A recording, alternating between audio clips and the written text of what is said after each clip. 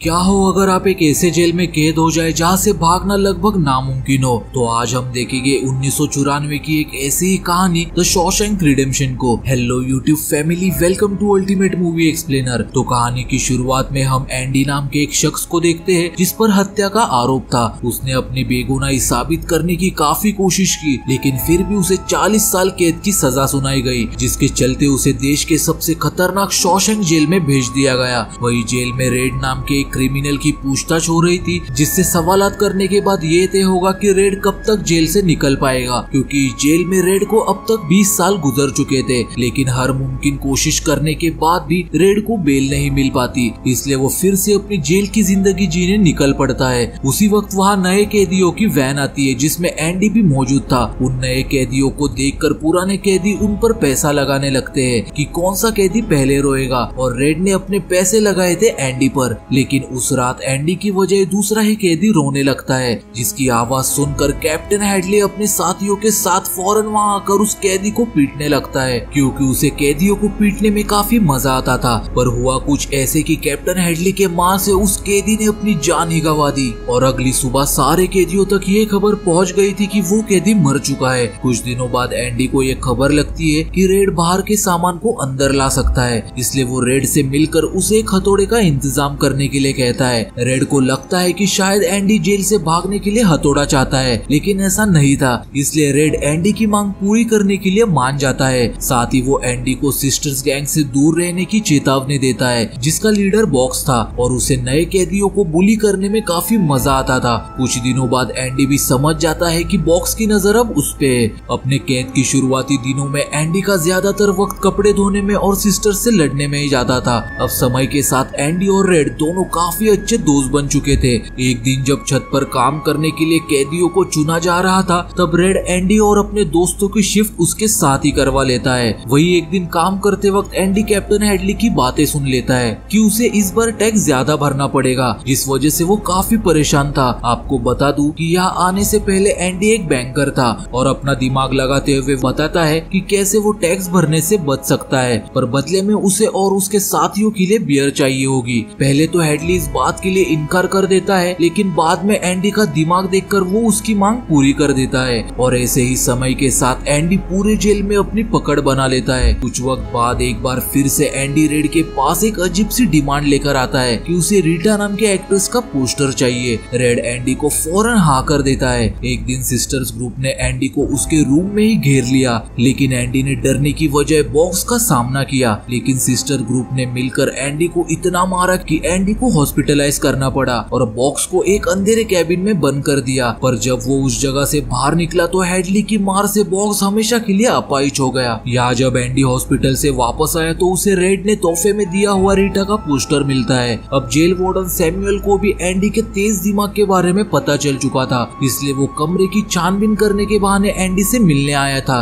जहाँ वो एंडी को बाइबल पढ़ता देख काफी इम्प्रेस होता है। अगले दिन एंडी को पता चलता है कि इस बार उसकी ड्यूटी लाइब्रेरी में है, जहाँ उसे ब्रुक्स नाम के एक आदमी के साथ काम करना था। यहाँ एंडी को जेल की लाइब्रेरी बड़ी करने की एक आइडिया आती है। वो सरकार को इस बारे में बताते हुए फंडिंग्स के लिए चिट्ठी लिखता है, और इन्हीं सब खूबियों के चलते वो आसपास के जेलों में भी काफी मशहूर हो चुका था। कुछ वक्त बाद एंडी को पता लगता है कि ब्रुक्स कुछ अजीब हरकतें कर रहा है। उसने एक कैदी को मारने की कोशिश भी की। किसी को कुछ नहीं समझ आ रहा था कि आखिर ब्रुक्स ऐसा क्यों कर रहा है। फिर जाकर उन्हें पता लगता है कि जेल में उसकी सजा खत्म होने वाली थी, और 50 साल जेल में गुजारने के बाद ब्रुक्स बाहर जाने से डर रहा था। एंडी फौरन जब ये बात रेड को बताता है तो रेड एंडी से कहता है कि जेल ऐसा ही है, एक वक्त के बाद तुम बाहरी दुनिया को झेल नहीं पाओगे। कुछ दिनों बाद ब्रुक्स जेल से रिहा हो जाता है, जहाँ उसे जेल की काफी याद आ रही थी, मानो बाहरी दुनिया उसे खाने दौड़ रही हो। फिर भी वो एक दुकान में नौकरी करने लगता है, लेकिन वहाँ लोगों का बर्ताव ब्रुक्स समझ नहीं पा रहा था, जिसके चलते उसकी परेशानियां बढ़ते जा रही थी। और इसी परेशानियों से छुटकारा पाने के लिए वो हमेशा के लिए खुद को मिटा देता है। वही एंडी को अब जेल में 6 साल बीत चुके थे, जहाँ उसे पता लगता है कि लाइब्रेरी बड़ी करने के लिए सरकार से पैसे मिल चुके हैं। साथ ही कुछ पुरानी किताबें और पोस्टर्स भी, जिसमें उसे एक पॉपुलर गाने की सीडी मिलती है, और वो चाहता था कि वो सभी को ये गाना सुनाए। इसलिए वो वार्डन को बंद करके उस सीडी को प्ले करता है। उस गाने के सुनते ही सारे कैदी बिल्कुल शांत हो जाते हैं, लेकिन इस हरकत के लिए एंडी को 2 हफ्तों के लिए अंधेरे कमरे में डाल दिया जाता है। दूसरी दूसरी तरफ रेड अपनी जिंदगी के 30 साल जेल में बिताने के बाद वो एक बार फिर से जमानत के लिए इंटरव्यू के लिए जाता है,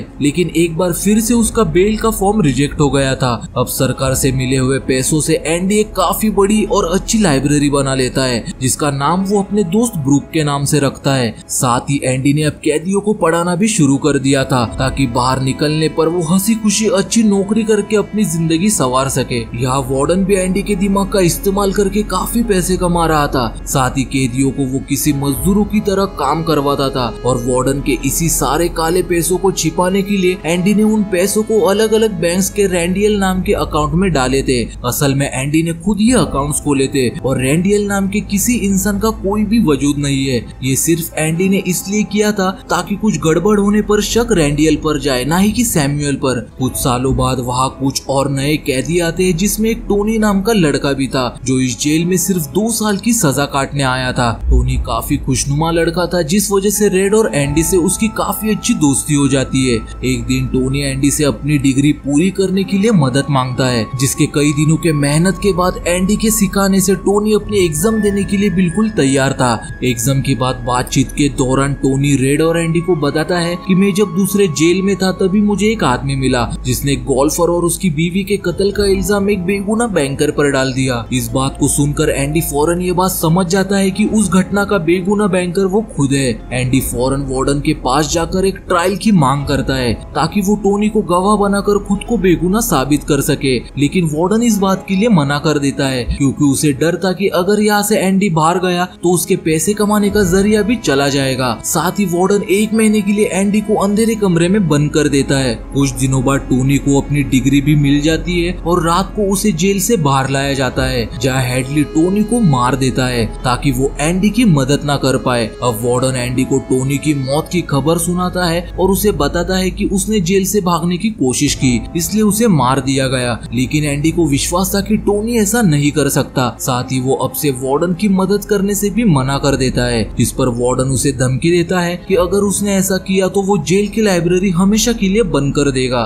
उस जगह से बाहर निकलने के बाद एंडी रेड से मिलकर अपनी बीती हुई जिंदगी के बारे में सब कुछ उसे बता देता है, और ये भी बताता है कि उसका बस एक ही सपना है कि यहाँ से निकलकर मैक्सिको के बीच पर अपनी जिंदगी की नई शुरुआत करे। साथ ही उसने रेड को भी साथ चलने का कहकर उसे एक जगह के बारे में बताया जहाँ उसने कुछ छिपाया हुआ था, और एंडी चाहता था कि जेल से निकलने के बाद रेड उस जगह पर जाए। अगले दिन से एंडी फिर से वार्डन के लिए काम करने लगता है, जिसके चलते रेड को एंडी की काफी चिंता हो रही थी। तभी उसे पता लगता है कि एंडी ने उससे 6 फीट लंबी रस्सी का इंतजाम करने के लिए कहा है। अगली सुबह जब एंडी अटेंडेंस के लिए नहीं पहुंचा तो छानबीन करने पर कुछ वक्त बाद पता चलता है कि एंडी जेल से भाग चुका है। असल में एंडी ने मंगवाए हुए हथौड़े से दीवार में एक सुरंग बनाई थी, जिसे उसने उसी एक्ट्रेस के पोस्टर से ढका हुआ था, और खुदाई से निकली मिट्टी को वो अपनी पैंट में भरकर ग्राउंड में खाली करता था, और जाते जाते एंडी बैंक डिटेल्स भी अपने साथ ले गया। यहाँ वार्डन और उसके साथ ही एंडी को ढूंढने में लगे थे। वही एंडी ने सारे बैंक्स में जाकर रैंडियल बनकर वार्डन के सारे पैसे निकाल लिए, और साथ ही वार्डन के सारे कारनामों का सबूत उसने मीडिया में दे दिया, जिसके कुछ वक्त बाद ही हर तरफ भगदड़ मच गई। हेडली को टोनी के कत्ल के इल्जाम में गिरफ्तार कर लिया गया, और उसके सारे साथी भी फंस गए। जैसे ही पुलिस वार्डन को पकड़ने के लिए उसके कैबिन तक आई तो अरेस्ट होने के डर से उसने खुद की ही जान ले ली। अब समय बीतने लगा था, जहाँ जेल में रेड को एंडी का पोस्ट कार्ड मिलता है, जिसका मतलब था कि रेड सही सलामत मैक्सिको पहुंच गया है, और ये देखकर रेड काफी खुश था। कुछ समय बाद रेड का फिर से इंटरव्यू था, लेकिन इस बार उसने किसी को खुश करने के बजाय अपने किए पर पछतावा जाहिर किया। रेड के इसी ईमानदारी को देखकर उसे छोड़ दिया गया। जेल से निकलने के बाद रेड उसी जगह रुका जहाँ पर पहले ब्रूक्स रुका था, और उसने ब्रूक्स की ही तरह उसी दुकान में काम भी किया। लेकिन अपने दोस्त की ही तरह रेड को भी बाहरी जिंदगी अजीब लग रही थी, इसलिए उसने फिर से जेल जाने का सोचा, लेकिन हर बार उसे एंडी की याद आती थी। इसलिए रेड एंडी की बताई हुई जगह पर आया, जहाँ उसे कुछ पैसे और खत मिला जिसमें एंडी का पता था। रेड फौरन उस जगह जाने की तैयारी करता है, और अपनी सारी परेशानियों को पीछे छोड़कर अपने दोस्त एंडी के पास आता है, जिसके साथ ये फिल्म यहीं पर एंड हो जाती है।